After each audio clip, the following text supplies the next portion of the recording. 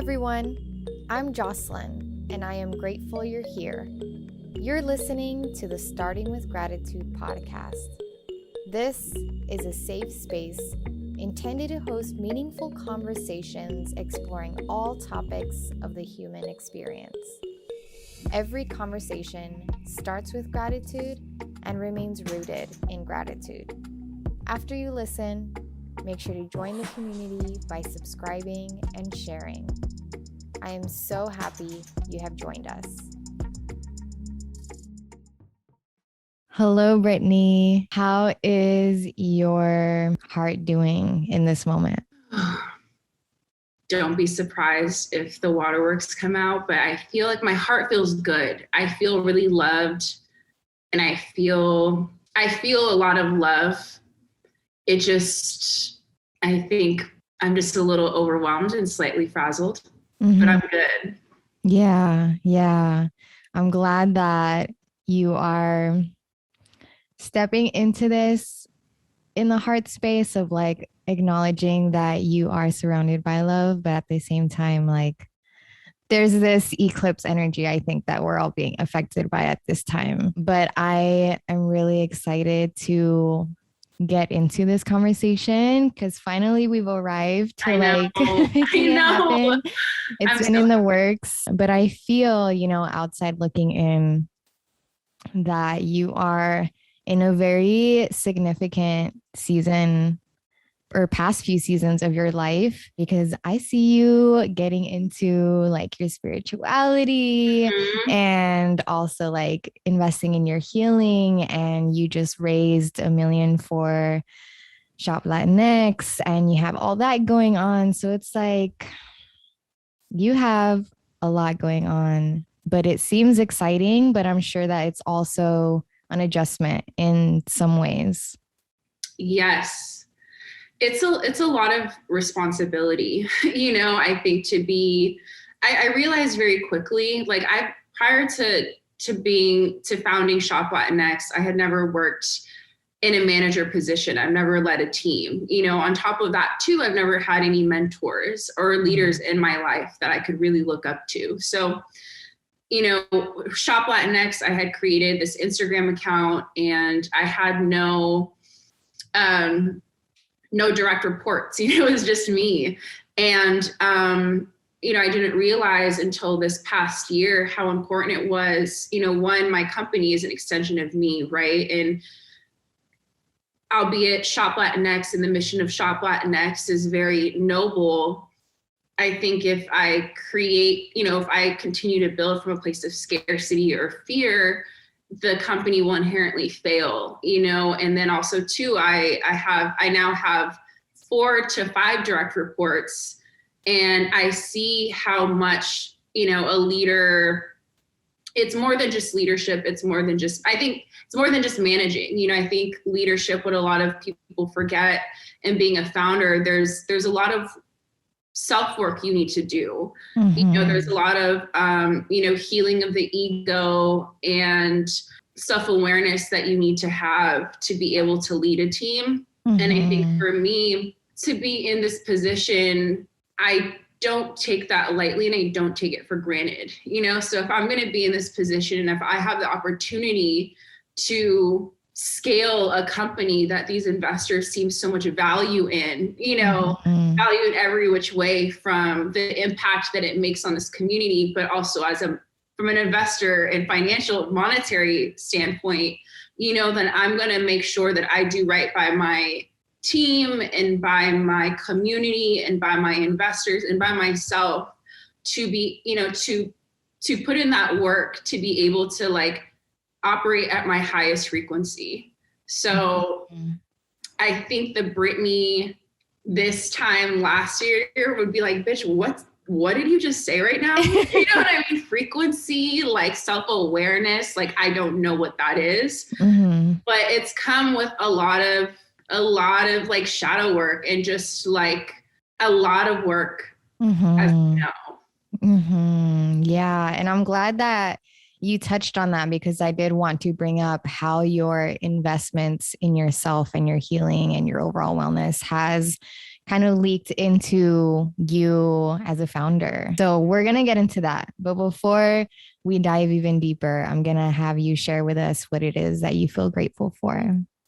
Was it one thing that we had to choose? Because I chose three things. 3 is perfect. Okay. So I wrote the people from my past that I've experienced and learned invaluable lessons from, the people in my current life who I love so much and who are on the same vibration as me, as they're self-aware and committed to their individual growth. And then my ability to find comfort in the discomfort and my unwavering conviction in the belief that I can do and accomplish anything in this lifetime. That's so beautiful. I feel like we can all have those like written on a post-it and like posted by our office desk or something. Yes, I think I will actually. The first thing that comes to me to ask you, is the fact that, your first expression of gratitude had to do with the lessons that you've learned from relationships that you've had in your life.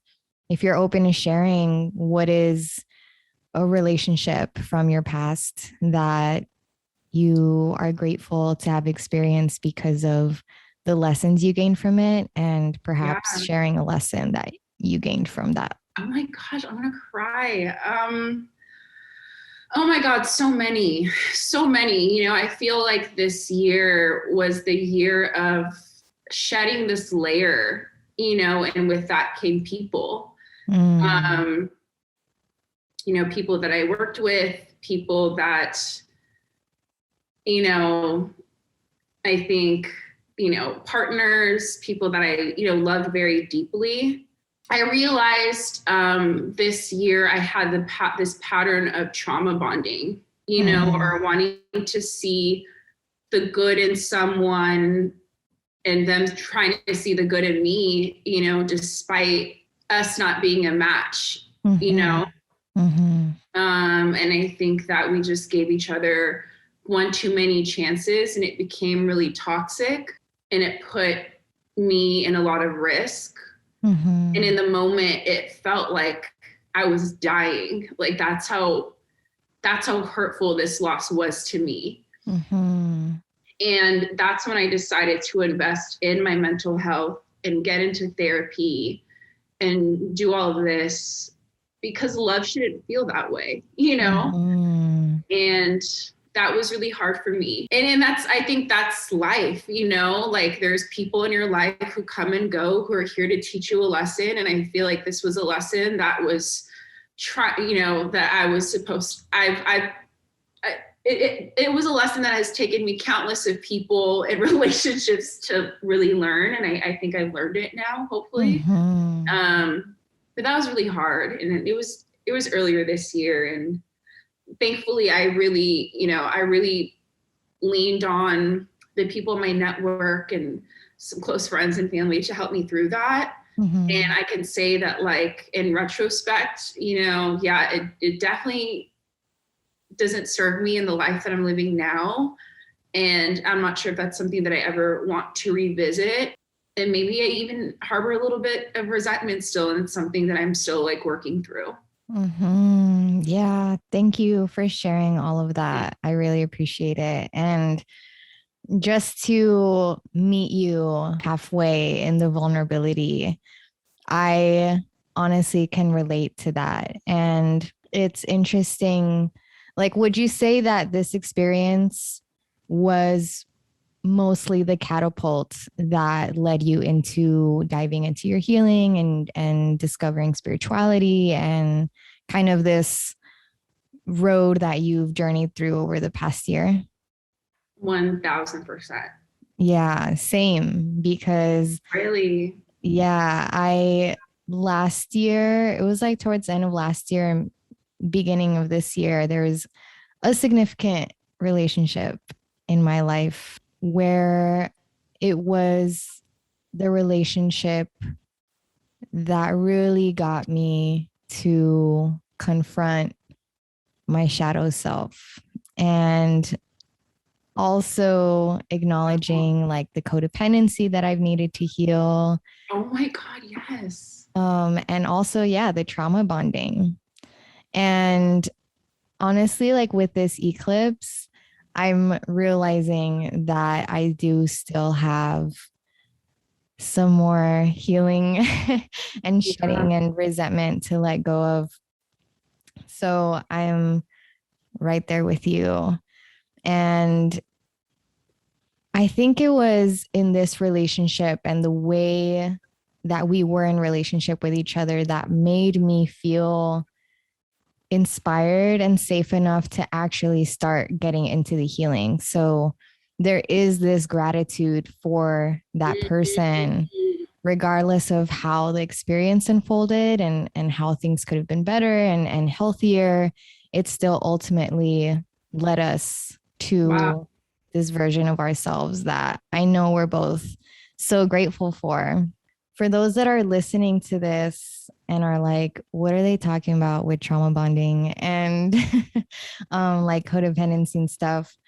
How would you, in perspective of your own journey, kind of shed light on what that looks like? I think for me it was kind of like we got so vulnerable with each other, and I feel like we felt like, oh, you endured this, well, I endured this, like how was your relationship with your mom? Like it was just kind of like we were bonding, literally, like we became close and we were vulnerable with one another, and the foundation of our relationship was rooted in trauma. It was rooted in having similarities in terms of upbringing or how we view the world. And so I think Mhm. that like any relationship that is built on that foundation of a common dislike or disinterest. I mean, you can see with like internet trolls, right? Like it's not healthy.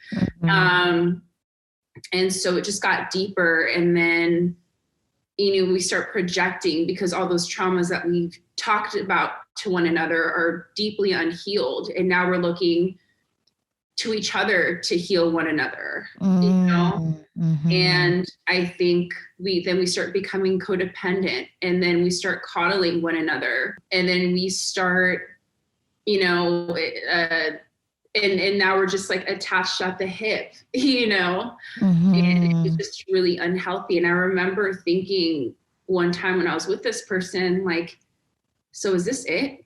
Like, is this what we're gonna do? Is this my future? Is Mhm. this my life now? Is like me being codependent with this person, this grown adult who, and it just didn't feel right. And I think near the end, that person got really like spiteful. Mhm. And I think that was like the biggest wake up call, and I feel like that really catapulted me into diving into my healing, into moving, hundreds of miles away from home, into finding peace, and trying to attract myself, attract people who are like minded, Mhm. Mhm. of growth and love and just the type of essence that they radiate. I don't want to trauma bond them. I love being vulnerable and talking about, things with friends that I feel like I can confide in, but that's not the basis of our relationship. The basis of our relationships are joy and love and Mhm. support, and so that's what I'm really looking for in any relationship moving forward. Yeah, yeah. Yeah. So for those that, are listening or watching, trauma bonding is like literally bonding over our traumas. And I think that, when we meet someone so deeply in that way, where we are sharing those like darker aspects of ourselves, we can feel like, oh my goodness, we understand each other because we've been through similar things. We're meant to be together. But as you mentioned and described so beautifully, like when you observe what the foundation of things are, like that says so much. Is the foundation of this like bonding over the unhealed parts of us, or is the foundation of us bonding over our commitment to our healing and our growth and our love? So I Yeah, love how you shared all of that. thank you. So coming into your spirituality and healing, I mean, I see you reading like like you are in it. You are in it. I saw some of the books that you shared on your stories the other day of like the frequency of water and the language of trees, and I was like, oh girl, I love this. Okay, so I've only read like the foreword of each book. However, however, I think prior to my healing, I was very cynical of the human experience. I'm like, what the hell are we doing? Like, I don't get it. You know what I mean? So we're meant to, I think like I was starting to understand, I don't know, like how the world works. And I was just very skeptical and I had a lot of questions. And, if there is a God, why do bad things happen to good people? And like, why do I do this? And I think as I've continued to embark on my healing journey, my perspective has shifted to the point where like, I go outside and I hug trees and I give gratitude to water, and I'll like just take deep breaths in, and I'm just like, oh my God, like this is the crispiest, cleanest, freshest air I've ever inhaled ever, or like my dog, I'm like so grateful I have a little fucking soulmate around. Other side. Or like my mom, or like it's allowed me to be more patient and understanding too, or just, and even like you get so, once you understand the way the world works, you start to realize how much power you have in controlling your life. It's as simple as that. And I think that the world is so magical, and it's also the biggest life hack, and it's here for you to understand it and to speak to it, Mm-hmm. So I'm just really, I have so much gratitude for nature and living in a way that I haven't in a really long time. Yeah. Isn't it wild how much we can change in a year? Girl. Because it's crazy. It's crazy. And I love me, you know what I mean? And I love the fact that I powered through some shit, man, to get here. I think all those quotes about like healing isn't just namaste and pray, it's doing that real shadow work that you mentioned earlier, like confronting your ego, confronting your demons, to get to the other side. And those demons, and those are lessons, Mm-hmm. So having gratitude for that, even now, I'm like, I never thought of it that way, that relationship is what catapulted me and made me become the woman that I am today, because I saw so much, I saw firsthand what it is I didn't want and what made me feel so terrible. And I, was so quick in because I didn't want that for my life anymore. And that was the biggest turning point for me. Mm-hmm. So, right. Yeah. And I did want to acknowledge, like, I hope that you sincerely like acknowledge that decision that you made from that experience to like no longer reflect it anymore, and choose yourself in a way where it's like, okay, I recognize that this isn't the experience that I want anymore. And I'm gonna get into my healing and do things that, I've perhaps known or have been subconscious that like I've needed to do. And you did it, and you responded to a difficult life situation in a way that like, because you decided to allow that to like empower you, you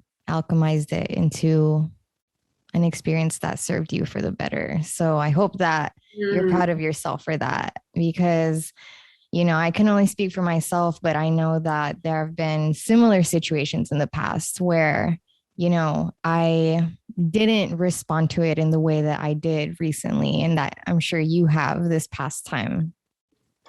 And now here you are. 1,000%. You know what I mean? And I think something that I'm still actively trying to let go of is people's perceptions of me. You know, like I feel like I'm a very big like people pleaser, and if someone like doesn't like me anymore or like unfollows me, you know, because of social media, or I see that they're not, you know, I just think that also the way technology works, it's like once you cut a cord and that person's no longer in your life, Facebook sees that and starts hitting you with, you know, or like, it's just so hard. I'm like, how can I, you know, and I think that's something that I'm still actively working through, is like the way that people perceive me is out of my control, you know, and obviously I'm not saying that to not be held accountable for anything, but if there's no conversation or dialogue in that person or anyone, you know,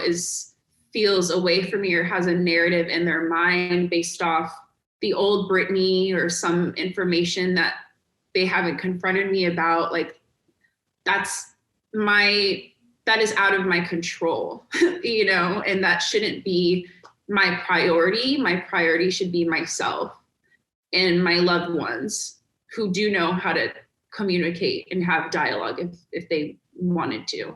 Yeah. That's something that I feel I really learned through my own self-transformation over this past year too, is like, if someone sincerely cares about having a relationship with you, they will communicate, you know? Yeah. Yeah. Facts, girl. A big significant shift that you took a leap on is moving to Portland.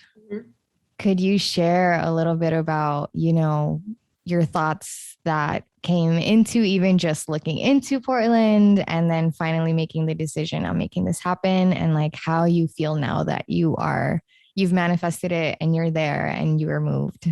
Yeah. So for the last few years, I had been living in Boyle Heights, off 4th Street in this little apartment above a liquor store, you know, and that apartment, I have so much gratitude for it because it allowed me to experience solitude and independence. You know, prior to that apartment, I had roommates, I lived with, you know, boyfriends, and this was a space that like my dog and I can call our own. And I think towards the end of my time there, I realized that just I had energetically outgrown that space. You know, it was really unkept, and living there was like living in like the complex in like Hey Arnold, you know, like I love it now. I think, you know, you have the low riders, you have the noises, you have the characters, but I feel like just the energy was making me a little anxious. You know, I hadn't been able to sleep. You know,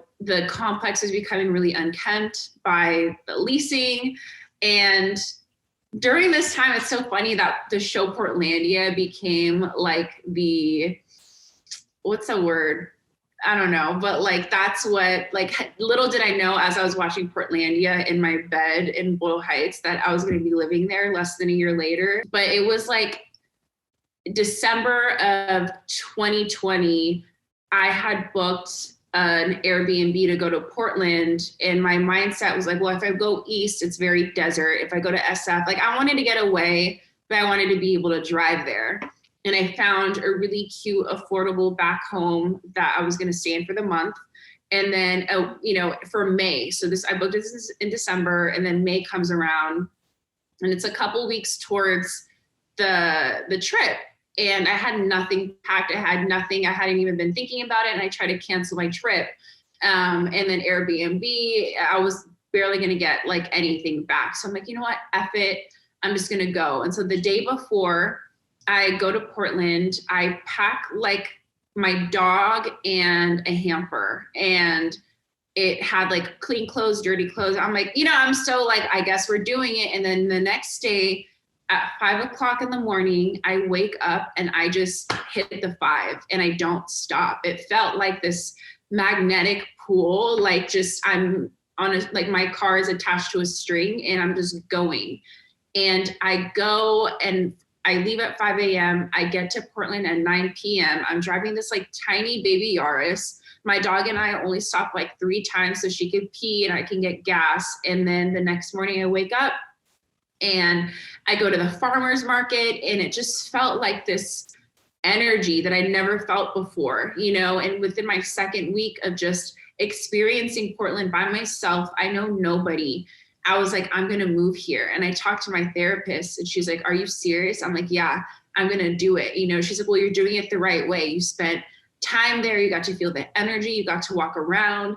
And then also too, I felt a little bit like, I don't know, like bamboozled by the cost of life and the quality of living. And I see trees that I've never seen before in Los Angeles, because all we really have is like palm trees, you know. And I'm like, here are these big oak trees and these cypress trees and these trees that are literally like all mahogany from like the trunk to like the leaves. And I'm like, I'm so overwhelmed. And then I moved back in mid-July, and within weeks, I'm surrounded, like I have a community that I can really rely on out in Portland. And I've only been here for the last 4 months, but I feel like I've made sisters out here in a way that was so hard for me to make in LA. And I just feel so at home. I love that I could walk to grab a coffee and I see my 2 favorite baristas who are now my friends. It just feels like small town living, and everyone says hi. Everyone is so sweet. I can go from getting my coffee and then driving into the middle of the woods, you know, like within 15 minutes. So Portland's so for me. I love it so much. And yeah, I'm like really happy. Yeah, I love that. Do you feel like because it all felt so aligned and meant to be, you kind of transitioned mentally, spiritually, energetically, physically pretty easily? Or has there been, you know, some adjustments that have been a little tough? Honestly, all of the above. Like, I don't have anything bad to say, you know, like, I think all of the above, you know. I don't know. I think staying in where I was staying at in LA would have kept me feeling energetically trapped, you know, whereas here I feel like I'm like the energy's flowing, you know, like when I talk to people, like I love what the subjects of what we're talking about. You know, I'm just constantly inspired by even the rain. You know, I feel like even in LA, I had like a lot of resentment towards like the sun. It was always too hot. You know, it was like unbearably hot. The traffic was just, it was too congested. The air smelled like gas and terrible, you know. And even the rain, like there was a certain smell that came with the rain in LA, and it just made me feel really resentful, you know. And I feel like I'm still I feel like there's a relationship that needs to be mended between me and the city that I grew up in. I can feel it, but right here in Portland, it just feels like everything that I've needed, you know. It feels so beautiful, and I'm definitely in a honeymoon phase, you know. And even when it rains, it's just, when it rains, I have so much gratitude, because I'm like, now that it rained, you know, the leaves are falling. My dog loves this, like jumping into the crunchy leaves. And I love the smell of like the decaying leaves and the trees, how they're changing color. And then the water, how it just, you know, now it's birthing new plant life. And it's just so gorgeous to me. Yeah. So how would you describe the season that you're transitioning out of? And how would you describe the season you're transitioning into? Yeah. So I heard that autumn is aligned with the metal element or something, and that the fall season is all about organization and restructure. And well, I'll talk about it now. I feel very rooted. I feel very confident in the woman that I've become, in the woman that I am. I feel very empowered, and I feel like I trust myself. You know, Mm-hmm. I trust that I can do anything that I put my mind to because I've done the work, you know? And so I've proven to myself that I can trust myself. I also think that this is the first autumn ever in my life that I haven't been in survival mode. So the ability to be still and in my home that I've been able to decorate and create for myself and just be able to strategize what the top of 2022 looks like for myself and for my team and for my company. I think that's the period that I'm in right now. I feel like I love being in solitude. So like I've been at home for like 4 days straight. And I think for me, my fix when it comes to like communication, outside communication is with my team, with, you know, my neighbors, you know, there's always someone. I talk to at least 5 people outside a day, even if I'm outside for like 30 minutes, you know, and I feel like that's the period I am is just confidence, organization, you know, planning for the new year, new hires, what, you know, I feel like a boss babe, you know what I mean? Yeah. And then also too, continuing my spiritual practice, you know, so I just started Qigong, which is a Chinese meditation and breathing practice. And then I'm tapping into the whole divine feminine with my spiritual practitioner that I've been working with for the last year. And yeah, I just feel like really good. And so I think last season, I don't know, I think like the summer was great, you know, and I think that overall it was just the season of like putting in the work, you know, even with Shop Latinx, that month that we announced the raise was so stressful. You know, I was like really depressed. I feel like even when we announced that $1 million raise that day, like I had a nervous breakdown, you know, that I think I've heard a lot of founders say that they had because now it's real. And now I have to, you know, I raised $1 million. Now I have to prove that we're going to be worth, you know, raising 5 million in the next quarter. So I think it was like feeling the pressure. Mm-hmm. And now it's embracing the pressure and feeling confident that I can execute. That's so beautifully expressed. What would you, as this confident Brittany, tell the Brittany of a year ago? I feel like the immediate sentence was like, sheesh, you are a bad bitch and you don't even know it. You know what I mean?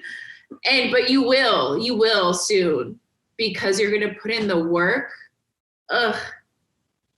Like, you know what I mean? I'm like, you don't even, you know, but like, you're really going to see and you're really going to believe it because you are the one proving to yourself that you can do it, you know? And I think that, excuse me, that's what I'd say is you are a bad bitch and you're going to do some really great things, some scary things, some things that might be like, why am I doing this in the moment? This hurts. This actually physically hurts my heart. You know, that shadow work stuff. Oh my God, Jocelyn, I'm sure my heart felt like my heart physically hurt and felt like it was a rag that got wrung. Mm-hmm. You know what I mean? And I literally had an actual heartache for a week during a ceremony that I had with my spiritual practitioner. A week, you know what I mean? It's like you will feel like you're going through hell and back, but just know that you're doing this because there are great things in store for you. And you have to build up that strength and that confidence in self that once you go through this, you can do anything. Mm-hmm. Yeah. That's an interesting correlation to break that I kind of to make that I kind of want to highlight is like you gaining this newfound confidence and you telling this version of yourself from a year ago that, you know, through all these decisions that you're going to make through the year, you're going to become more capable and confident. And it's just like that correlation of like leaning into your healing and like facing those harder aspects that aren't so easy to confront does contribute to your confidence to be able to confront other not so easy things. Yeah. Like if you could confront your shadow self and the traumas that you've suppressed for so long, if you can come face to face with those, like I can, you know what I mean? If I've done that, like I could talk to any investor, you know what I mean? I can sell anything to anyone. Like that's what my team says is like, we get off calls and they're like, yo, what? You know, or sometimes I'll get off a call like, what did I just say? You know what I mean? Because it's just like, if I can do that, like to me, that was the scariest thing. You know what I mean? And now I'm like, I just feel like this year has felt like a boxing match. Like in terms of all the lessons and the trials and tribulations and tests that I have gone through, you know? Yeah. And it just feels like I'm at a point now where I embrace it and I'm like, what's next? Mm-hmm. You know, there's a video that I posted of Diddy on my stories last week where it's really good. He gets up a call and he's like, okay, yeah, great. Oh, yeah. Sounds good. I know what you're talking about. Yeah. Yeah, he gets off and he was like, we just got the MTV deal. He's like, give me something else. Whatever you can't do, I can do it. Like I can do anything. And even this last week, I got some of the biggest news. Like I can't, like, you know, like even that $1 million raise, I had to keep for 9 months. This news is going to come out in January. And when I got off that call, mind you, it was something that I had been prepping for 2 weeks, working 14-hour days, making this presentation. The people that I met with are people that I admire, like are on the boards of Etsy and Airbnb and some of the biggest marketplaces that you could ever think of, you know, and these are people that people would pay to even have one conversation with, and they wanted to meet with me. You know what I mean? And then I did it. And then 2 hours later, they were like, you're in, you know, like I literally felt like Diddy in that video. I called my team and I just felt like that clip of like Rocky or like Muhammad Ali, just like with the, you know, with their boxing gloves. Like that's how I feel now, where like I embrace challenges because I know if I really wanted it, I will get it. Even if it's not now, it's later. And maybe if I don't get it, I know that because something's greater in store for me, you know? Mm-hmm. Yes. So, you know, this is a perfect way to like leeway into how your healing and overall wellness has leaked into your business and into you being a founder. How would you say that, you know, your investment in healing yourself has shifted some things around for Shop Latinx? Yeah, that's a great question. One, my spiritual growth has allowed me to attract people on my team that I truly like love and admire, and people that I'm just proud to be able to work with, which is great. I feel like, yeah, where I am in my life, I am confident that I attract the people that I need to attract. So that's one, you know, so I think when it comes to hiring, you know, I just feel more confident that these next hires that I make, they're going to be good ones because I put in the work to be able to attract good people. I think secondly, it allows me to be, you know, I now pride myself on being like an empathetic leader. You know, I think people understanding that like Shop Latinx is nothing without my team.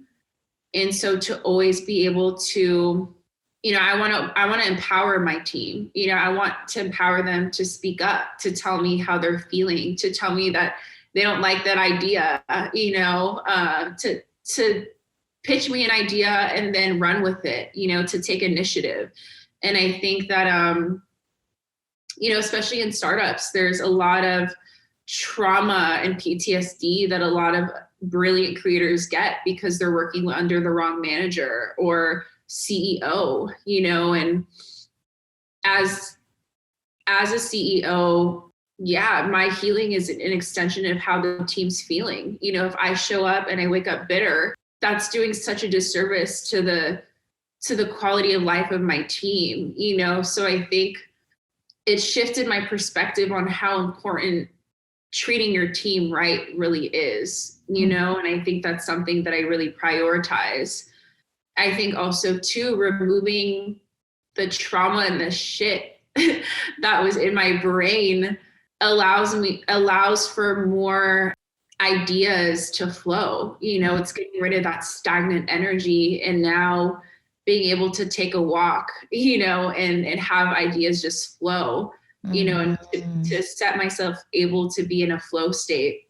But I think overall, yeah, I think it's just taught me to also be really self-aware, getting feedback or putting yourself in a position where you could potentially be told, like, I don't like when you did this, or like, hey, this came off very like passive aggressive. Is that what you meant by that? Or, hey, I didn't like when you did this. It made me feel sad. Leading by example, being able to take feedback and not take it as a threat to my ego, but take it as a, wow, this was, she was really brave for telling me this. And I'm so happy that, giving myself credit that I actually foster this type of environment where she feels like she can tell me this.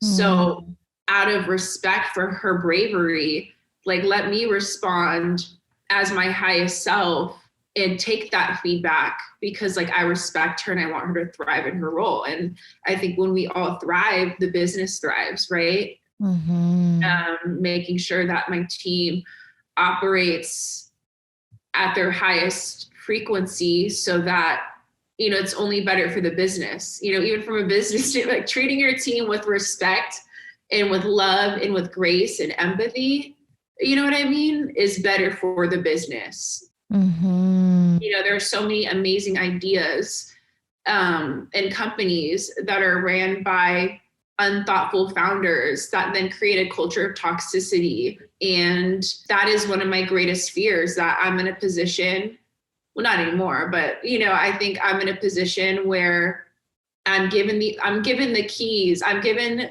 the $1 million, I'm given the team, I'm given the concept, I got the spiritual download to create Shop Latinx, everything's there. And my ego was the thing that fucked it up. I'll be damned. You know what I mean? I'll be damned if that's what gets in the way of my success, is myself. So I think that's why I'm so insistent on continuing my spiritual practices, is because I want, if this is the life I'm living, like I want to maximize it. Did you hear yourself? I don't know who she is. I was like, who? I don't know. I feel like the people that I used to listen to for inspiration on podcasts, but now I'm her. You are her. I'm so proud of you. Like, we don't even know each other like that, but I honestly don't need to like just see the progression. And, the fact that even just a year ago, you were this, different version of yourself, for anyone who's listening or watching and they're like, in just a year, like how did she do that? What did so what are the spiritual practices, or what does your spiritual devotion look like that, it's a non-negotiable, this is what I need to commit to so that I maintain this state of flow and wellness and confidence? It's a loaded question. One, I feel like my biggest thing is, right now, my biggest challenge is discipline. My therapist has told me this, is like, Brittany, you are so smart. You are so brilliant.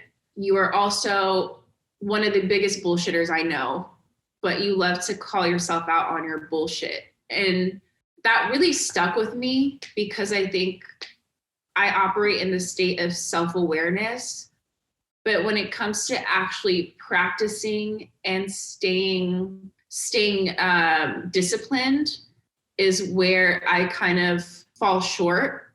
or need more improvement on. So that's why I brought in someone to help me with Qigong, so that I can implement a daily practice and have like 9 hours of sleep and not sleep with, scrolling. So I think for me right now, even, and I think also too, like as a founder, it's really hard, there's times where I'm like, this is my 5th day that I've been working from home.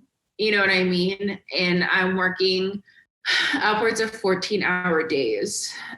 So there'll be times where I forget to eat, like right before this podcast interview, I had to push it back 5 minutes because I was like, shit, I didn't eat today. I'm going to go on. I'm going to be hungry and I'm going to be aggy on this podcast. And also, I'm not sure what it is. I don't know if it's like undiagnosed ADD. I don't know what, but I'm just very frazzled. I'm like disheveled. Like so I think practices are, my practice is trying to implement a practice. I think it's like my practice is attempting to be disciplined. So even with Qigong, I'm like, this is my first week in, and we woke up at 7:30 and did a 90-minute Zoom meditation where we're like, clearing out the kidneys and shaking it out and circulating the chi, and like he's been texting like do it every morning, and I did it for like 3 minutes this morning. But by the end of my 3rd month, I'm hoping to be like fully dedicated.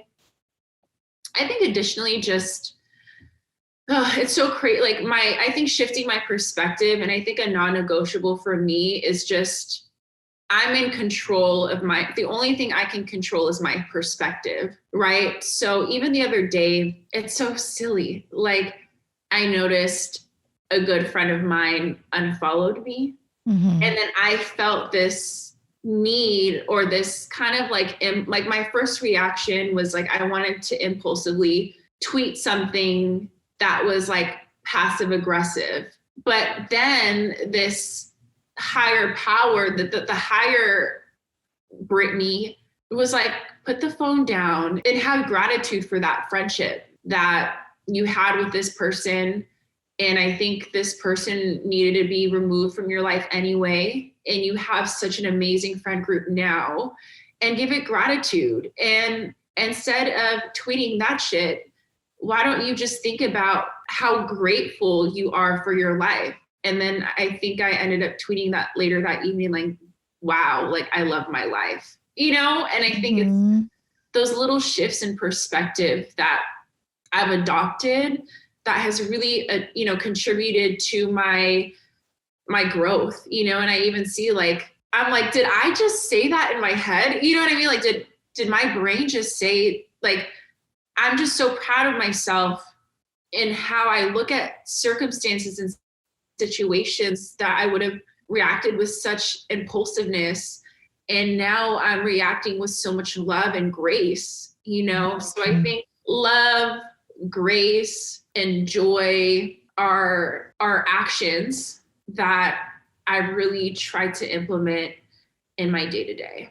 Mm-hmm. I love the honesty that you've been sharing with us throughout this whole conversation, because, speaking on spiritual practices and what yours are, and contributed to this evolution of you that you've experienced over the past year.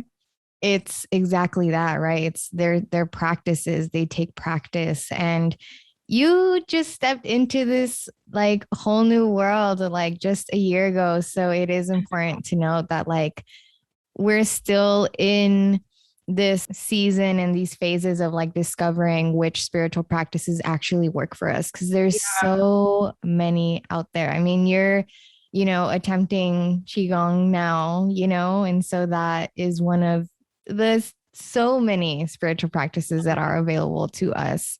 So it's important to acknowledge that it's a process of discovering like which spiritual practices actually call to you and work for you, and also knowing that they're going to evolve as you evolve too. Yeah. What has been in all of this, one of your favorite self-realizations? It's a great question.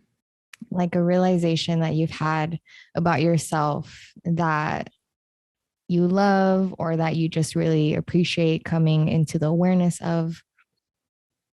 That I'm in control of my life. Again, that whole like I can do anything perspective, or I'm in control of my destiny. You know, like I control it from my perspective to anything's attainable. And I think that has been my biggest realization, you know, is like, wow, like everything that I said I wanted to do, you know, 1, 2 years ago, 3 years ago, like I did it. You know, it's crazy because there's 2 investors on my cap table.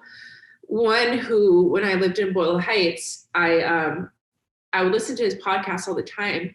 And I didn't have a car. And I remember one day specifically, I had to go to the laundromat. No, I was walking to the 99-cent store and I had my headphones and I wore this backpack. And I was walking up this giant fucking hill to get to the 99-cent store. And I think during this time, I had taken out like a $12,000 shark loan. And that's what helped me get the down payment and pay rent for this apartment. But I had no furniture. It was me and my dog, and we were hot, and I was miserable, and Shop Latinx was still an Instagram account. And there was this investor that I would listen to. His name was Charles Hudson, one of the most well-respected VCs in Silicon Valley. Mm-hmm. Also during that year, I had gone with one of my best friends to this BeautyCon conference where this other investor named Arlan Hamilton was speaking. She's the founder of Backstage Capital. And I remember rushing to meet her after she was done with her interview. And I took a selfie with her. And I remember like, when Shop Latinx gets big, I want them to invest in me. I'm going to get them to invest in me. And then, you know, a couple of years later, we announced the $1 million raise, and it's led by Charles at Precursor Ventures, and Arlan Hamilton is also on the cap table. And I think like even that, saying that like gives me chills, you know. And now Charles went from this man that I admired, you know, through my earphones on a Spotify playlist, to being someone who texts me encouraging texts and that I talk to every other week, and who mentors me and who believes in me and is like, you know what I mean? Let's go through the budget. Do you need more money? You know what I mean? Like what? It's, you know, I trust you. You're one of the most, he told me the other day, out of the hundreds, and he was like, out of the thousands of founders that I've ever spoken to, he was like, you are one of the few that's really meant to be a founder. Mm-hmm. And then I was like, I got this. I was like, I know, he was prepping me for that meeting that I told you I had last week.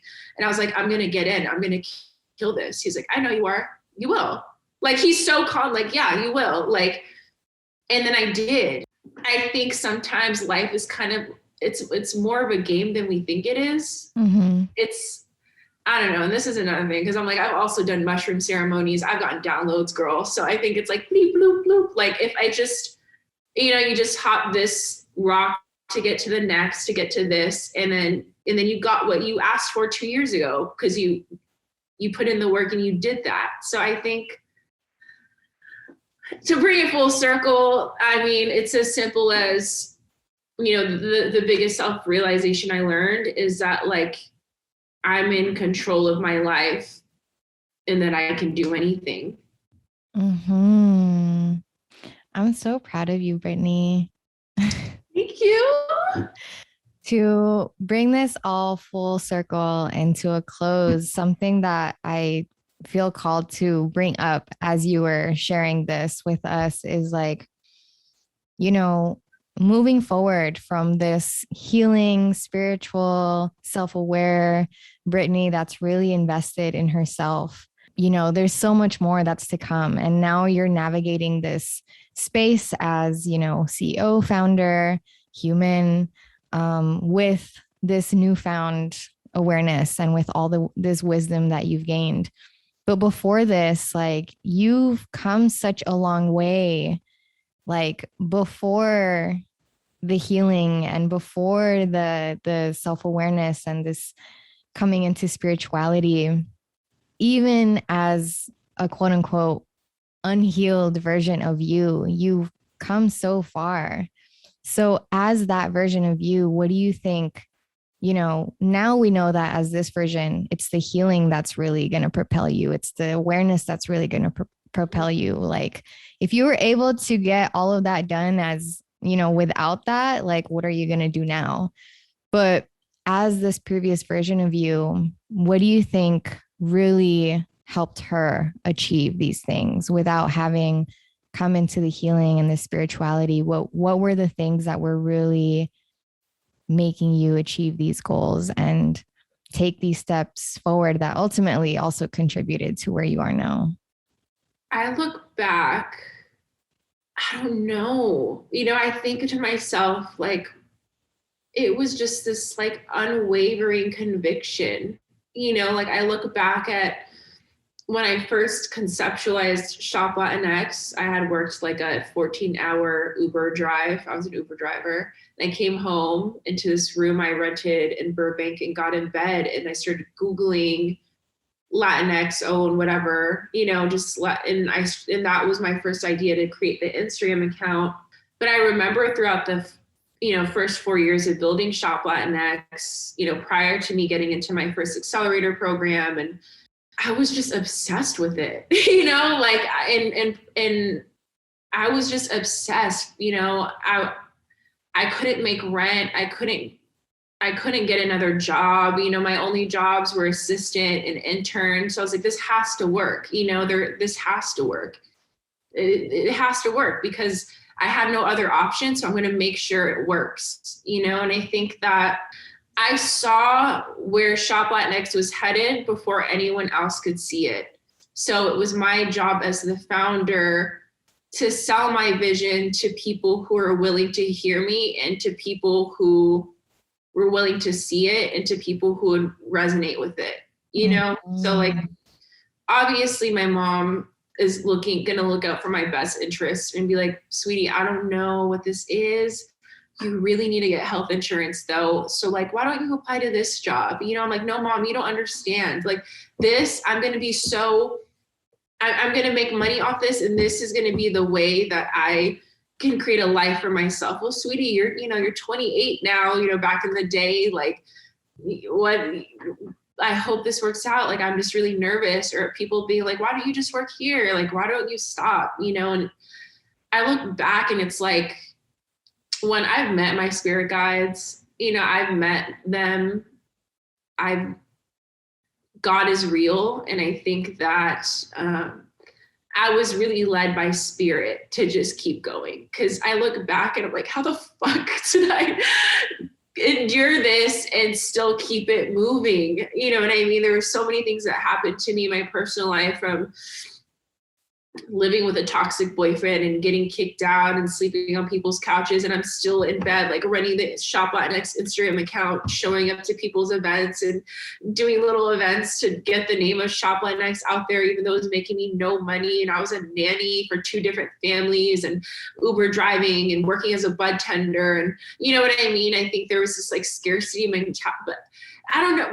But also too, I was like, it's this Instagram account that's going to help me, and it's the people, and it's the supporters, and it's the people I support. And it's this sacred reciprocity that Shop Latinx has with the brands in the marketplace, where I'm doing it. I look at my Facebook memories and I'm like, wow, like I really did this for the right reasons. There's actually, I'm going to share it with you.